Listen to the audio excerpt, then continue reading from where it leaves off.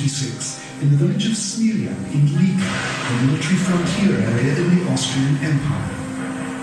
In many interviews he later gave as a renowned inventor in the USA, he described a childhood full of happiness, spent playing in the company of his large family, already showing his future genius.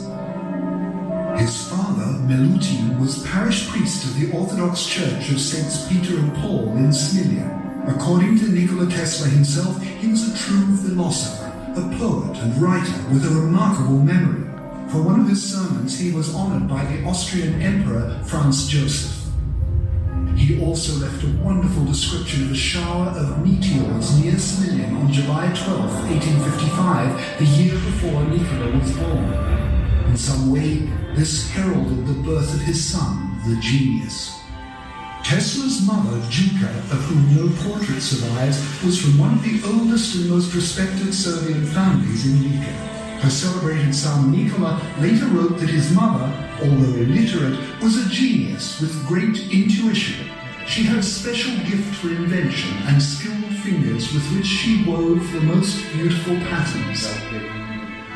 Her brother, Nikola's uncle, the future Bishop Nikolai, was highly skilled at making home decorative pieces of wood and iron. He was also a specialist in bookbinding. The documentary records of Tesla's maternal ancestors, the Budisavljević family, are especially interesting. The Budisavljevićes were a family of many prominent Orthodox Church priests and also many military officers. During the 18th and 19th centuries, two members of the Budisavljević family were awarded noble titles by the Austrian Empire for their military achievements. They were raised in the spirit of war and courage, with a military understanding of humor, characteristics which were passed down from generation to generation. To understand Tesla's genuine and unusual personality, it's important to bear in mind the trio of important influences on his life: the culture and value system imbued by his family, his education in European scientific institutions, and the pragmatic American environment, which not only allowed him to implement his revolutionary inventions from an early age, but also to continue with his complicated and expensive experiments. Between 1873 and 1880, Tesla studied engineering at the Graz University of Technology and the Charles University in Prague. This was the pioneering era for the science of electricity, and it was during Tesla's second year at Graz that he first saw the Gramme dynamo producing direct current, along with a noisy shower of sparks, and later working as a motor. Boldly, he stood and told Professor Peschel that he believed it was possible to make a more efficient machine which would work with alternating current. Despite the criticism of his teacher and the explanation that alternating current motors were impossible, in the years that followed, Tesla persisted in thinking about this problem, trusting his intuition. During this time, he developed an ingenious method of invention. This was based on the unusual ability of visualizing for himself a three-dimensional moving image of something he had imagined while awake and conscious. These images were so realistic and precise that he found drawings, measurements, and experiments were unnecessary.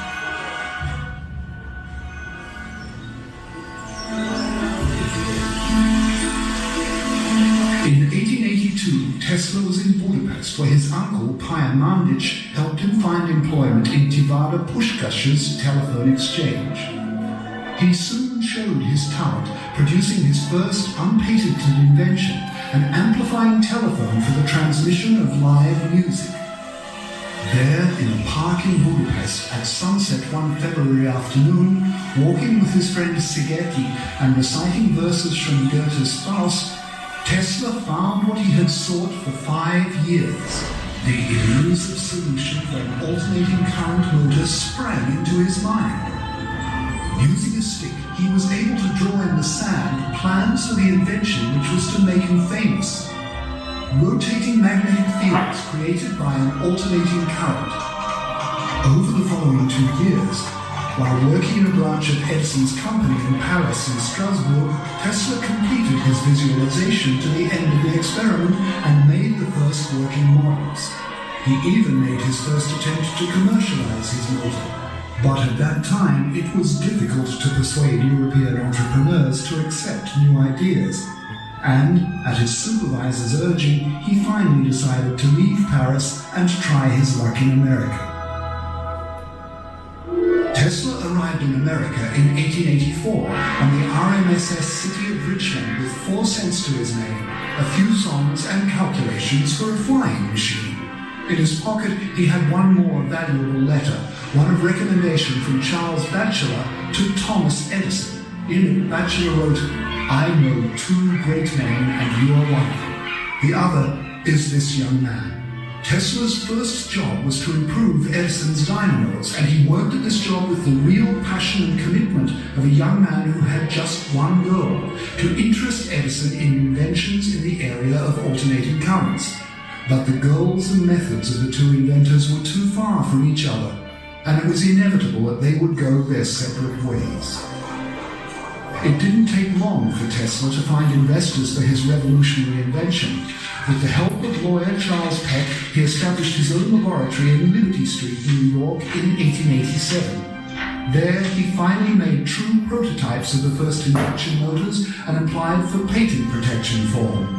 After giving a brilliant lecture at the American Society of Electrical Engineers, Tesla contacted George Westinghouse, owner and founder of the company which bears his name. Westinghouse decided to buy the patent for Tesla's system for the production, transmission, and use of polyphase alternating currents. This was a dream come true for Tesla, but also the beginning of new temptations.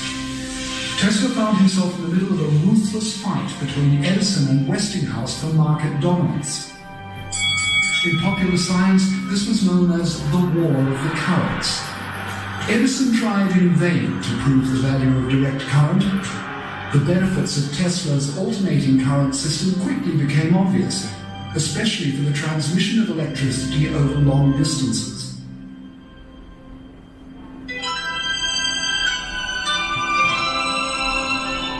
When Westinghouse used Tesla's system to light the World Exhibition in Chicago in 1893, a decisive blow was struck to the supporters of direct current. The exhibition opened in May 1903 with spectacular light shows and a demonstration of the complete transmission system for alternating current. This removed the last hurdle to its universal adoption. The Chicago success helped Westinghouse to obtain a contract to build a hydroelectric power plant at the Niagara Falls. This historic event was perhaps the most significant step towards creating a second industrial revolution. Of the 13 patents used in building the Niagara power system, 9 belonged to Tesla. Suddenly, Tesla was very famous. His inventions, discoveries, and visions were widely accepted by the scientific community, both at home and abroad. They were published in scientific magazines, daily and weekly newspapers, and in highly credible literary and intellectual reviews. During the last decade of the 19th century, Tesla became a superstar, a celebrity, and a very important person in New York's upper echelons. Prestigious American and European universities were falling over themselves to present him with medals and honors. After a lecture to the Royal Society in London in 1892, Tesla was advised by leading English scientists to concentrate his enormous creative energy on one problem. More and more, Tesla focused on the problem of meeting humanity's energy needs. From May 1899 until January 1900, Tesla stayed in Colorado Springs. There, in an unattractive timber laboratory, he undertook fascinating experiments with an oscillating transformer of 12 million volts and discovered resonant frequencies of the Earth, which established stationary waves. He believed he had found a mechanism which would transmit energy and information around the world. Later, writing to his most important sponsor, J.P. Morgan, he said, "I have found the new philosopher's stone. My discovery is so revolutionary that it will impact almost all social values and relations. On his return to New York in January 1900, Tesla published spectacular photographs from Colorado as part of a visionary article about the future of the global society entitled "The Problem of Increasing Human Energy."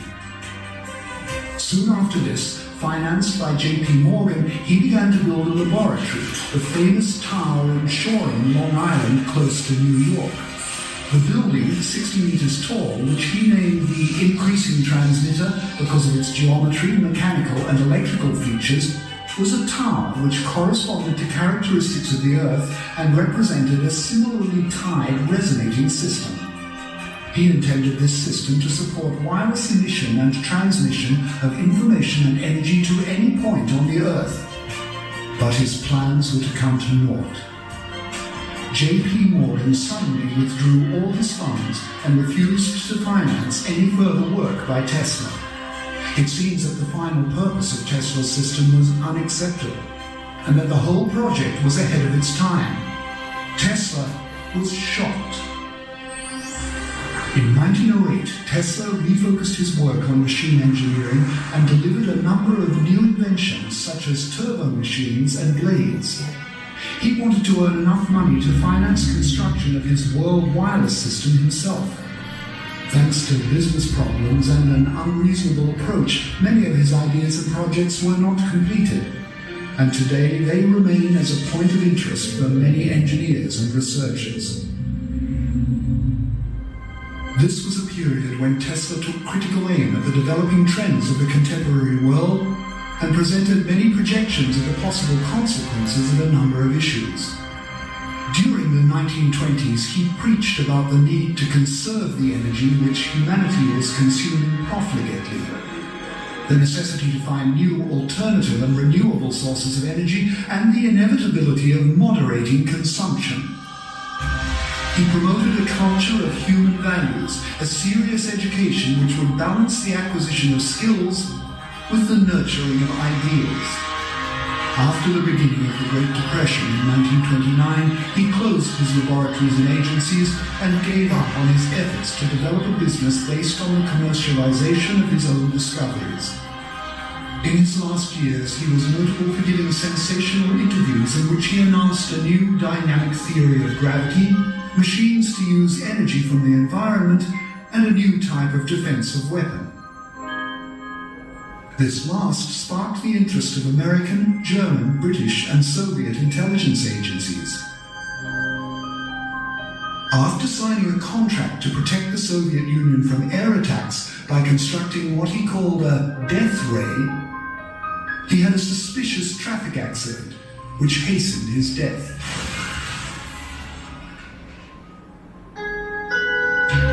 Tesla died peacefully in his sleep on Orthodox Christmas Day in 1943.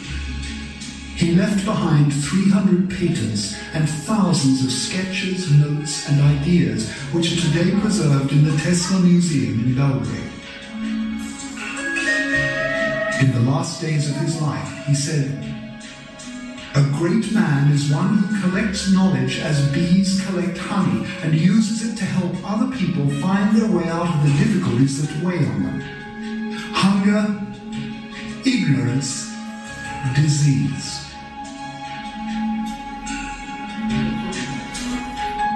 That's the first arbitrary transformer. Then we have a secondary coil and the grounding, which is here on top. With that current of 10 kilovolts flow to the primary coil into a great strong magnetic field that will force electrodes to move. So it will conduct current to the secondary coil. That current needs to go somewhere, it will hit the sphere on top. And you will see the lightning, and we will have something that we call effect of discharge. That means the molecules will go to ions. Ions are containing one electron on their last level, and all of those electrons will move all over the room, basically that will fall on you, and the current of 1 million volts will hit all of you. But you will be safe. You will see only the light. And you will not feel anything, because that's he said that basically the current high voltage is safe for us, because it is on the surface of our body to find the nearest way to the ground. Low frequency current is dangerous, because that current will go through us, so our body, muscles, heart, brain, That's dangerous. This one is safe. And I can prove a wireless transmission of electrical energy with these lamps. Oh, sorry.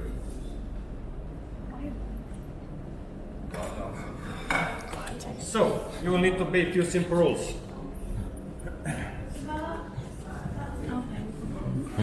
First of all, don't touch the fence. Gireyim fikrini.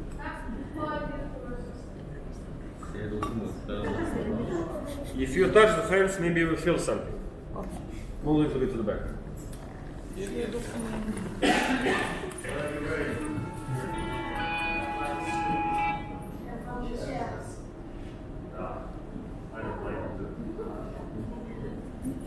And then you scratch the wall. No one like that.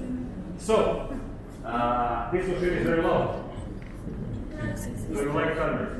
Like it. Oh, this is great. I'm going to do electrical teacher 3 times. Don't be scared. As I said, don't cross the fence with your lamp. Don't do something like this. If you do something like that, I will go to the Korkuyorsan ben de. I wasn't there because Dik tut diyor. So, as I said, it will be very loud. Don't cross the fence with your lamp. In that situation, your lamp will be the nearest grounding to the transformer. Lightning will jump from secondary primary coil to keep the lamp will fall in your hands. Then I will go to check. So, hold it straight, something like this. Yeah, and raise them a little bit because you're too far away. You're not trying. Raise it. Is it So you can pay attention on the lamp and on the lighting over there. so is it going to be hot? Can you hold it? It's okay. I wouldn't give you. Raise it. Good. Did you watch the Star Wars movie? In the first part of Star Wars movie, they have those great effects and they're using transformers and CNN. Kelime kırık şekilde. So you're ready for the first part of Star Wars movie. I need to ask one important question. Does anybody here have a pacemaker? What? Device on the car, pacemaker. Or any other device in your body that is using some kind of frequency. For example, one of the people here. Nothing more. Yes.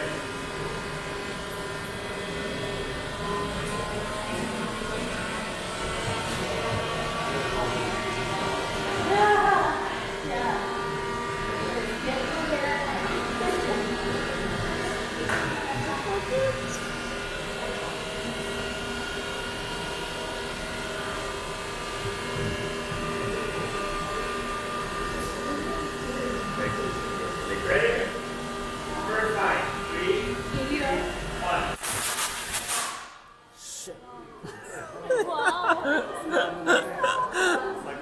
Second time. 3, 2, 1.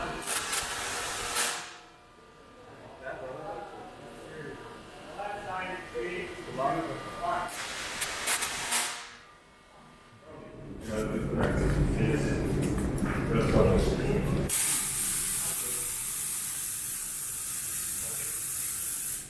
So you saw that only one part of the lamp was shining because the current found the nearest place to my right or left hand, so the ground. So, it's going to be interesting. We don't touch sides that are not touch. You want to do that? I will connect myself to the secondary. So we have a ground. I will conduct with this lamp. There's the secondary coil, then this box over here, and then the socket. Yanına geliyor. Şimdi elini voltajın üzerine koyalım. Bakalım ne olacak.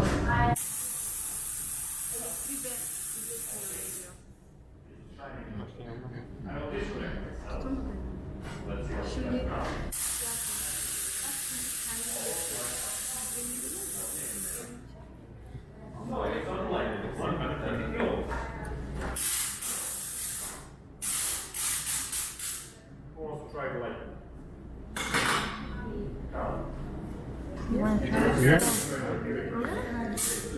Excuse me, go.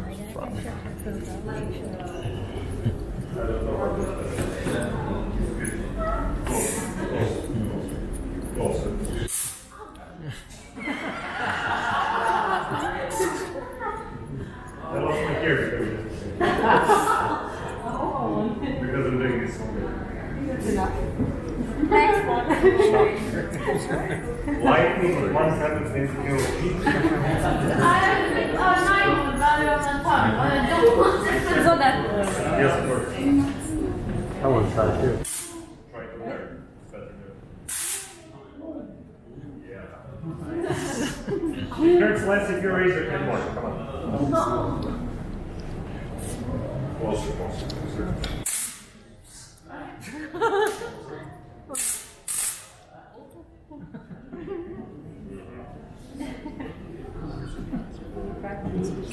Huh? I'll touch it. Yeah, you try it. I think Try it. yeah. Does it feel like relaxed? It's like something that looks fancy. No, it's like a massage. No touch. It's like what? You're not touching it. Wow, man. And a cow. Electric.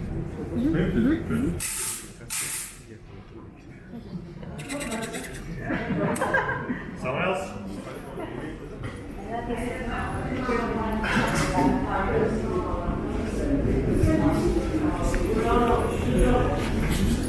So, Tesla is the first scientist. Come on, move a little bit to the right so you can see the boat. The point is in the back of the boat. Sorry? I'm over here pressing the buttons. Tesla is the first scientist who found a way to use radio signals. And the first scientist who gave instructions to the machine, and the machine done something that humans said so. He invented transmitter, this box with those two transformers that are set to different frequencies, and receiver, the boat with those two antennas that will set to different heights so we can create their own capacitors to accept only those two signals. The front antenna from the transformer to the right, the one on the back from the one to the left. When I press the right buttons in the same time, I will send the signals all over the room. Some of you will receive the signals, so maybe we have distractions. You will need to move a little bit from the transformer. Please. Okay. We'll see what we have. So, the principle they're communicating is important for us because we're using the same principle today. Telecommunications, wireless, Bluetooth, infrared, satellites, radio. All of those things work on the same principle like the boat. Of course, we have a lot better transmitters today and a lot better receivers. But the principle how it works is very important for us because we're using the same principle today. The second important thing is part in the middle, and that's the end logic gate, the first ever made. Start of digital era. Tesla's patent from 1902.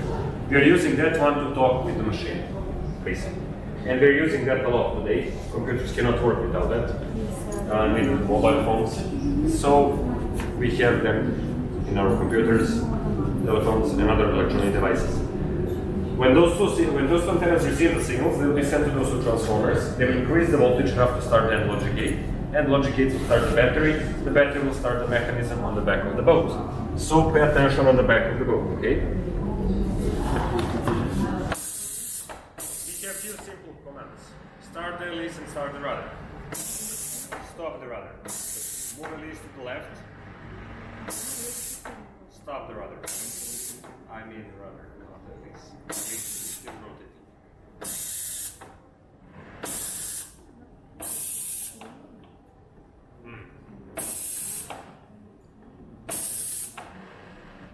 Okay, as you can see, when the rudder goes to the end of one or the other side, everything will stop. Okay. And that's a short principle how the boat works. Unfortunately, Tesla never got Nobel Prize for this one. Fun facts, when he showed this to people, they didn't believe him. He started the project in 1892, finished in 1898, and presented to the people in Madison Square Garden. They thought that he was a liar, that he was using wires and cables in the water. That was somewhere in the fake lake, something like that. And they tried to find wires. They couldn't find the wires, then started with theories. First one was that he was a magician, that he was using magic to control the boat. Then the second theory was that he was using his mind to control the boat. And the last theory, and the best one, is that he had a trained monkey inside that's moving all the parts, and that monkey, that he's giving the signals to the monkey what he needs to do. And that same people gave Nobel Prize to the Marconi. In some schools and universities, they're teaching people wrong that Marconi is the one who did this. He didn't. It was proved that this is Tesla's. Tesla started the case on the court. He didn't have money to finish that on court, and he won the case, unfortunately, after he died. 40 years after he started that case on the court. So they basically, let's say like that, they didn't want to give him Nobel Prize. So he got maybe something better, and that's the unit in SI system that discovered by him, Tesla, for magnetic induction. You can read that on $100 bill or on the tickets that you bought in a ticket office. You can read something more about his life and the patents on the TV screen to the right in that room. Some of his interesting quotes that he said on the TV panel in the middle. Some of his patents that were used in measurement instruments and his turbine. In the glass stand to the left, safe from his hotel room in New York to the right corner of that room. Something about his family and childhood in the right corner of the room behind you. Some of his personal belongings and measurement instruments in the room behind you. And the thing that makes me that makes this museum the only original one and the only unique one in the world is basically Tesla. He's burned with his ashes from this room to the right or from room behind you to the left. Sava Kostanovic, his nephew, bring his personal belongings here in 1957, 40 years after Tesla died. We got permission in that year to transfer the remainings. So after 40 years, body is not in a good condition for transfer, so they needed to cremate the remainings, and that's the only reason why he's in that early. So I hope that you enjoyed, that it was interesting to you. I tried to explain everything in the easiest way to make it interesting. I hope that you enjoyed, really. I tried to get into that. If you have any questions, you can ask me, of course. You can read something more on the walls. And that's it for today. Have a nice day.